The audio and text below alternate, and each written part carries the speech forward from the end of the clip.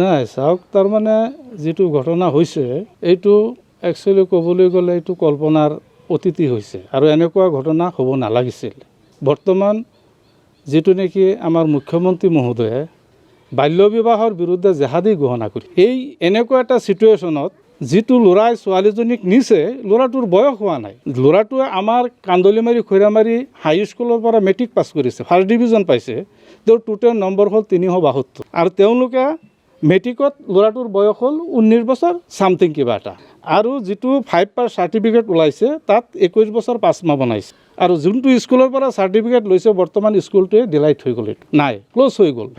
Venture 2021 চনতে close হৈ গ'ল আৰু এই চাৰ্টিফিকেটটো ইছ্যু হৈছে মাত্ৰ আজি 5 মাহ হ'ল। 2021ত স্কুলটোৱে ক্ল'জ হৈ গ'ল, এতিয়া 5 মাহ হ'ল, চাৰ্টিফিকেটটো কেনেকৈ পালে, ক'ৰ পৰা আনিলে, কোনে দিলে? বিউৰ ওচৰত গৈছিল নেকি? বিউৰ ওচৰত গৈছোঁ। কি ক'লে? তেখেতে ক'লে বোলে নাই, এইটো স্কুলটো বৰ্তমান নায়েই, এইটো ক্ল'জ হৈ গ'ল আৰু এইটোতো মোৰ চিল চহী নহয়, জাল এইটো। আৰু কি মানে ডকুমেণ্টছ সহ দিছোঁ এজাহাৰৰ লগত, এই ডুপ্লিকেট চাৰ্টিফিকেট আৰু মেট্ৰিক পাছ চাৰ্টিফিকেট গোটেইখিনি আমি জেৰক্স কৰি এজাহাৰৰ লগত গাঁঠি দিছোঁ আৰু ডিং থানা।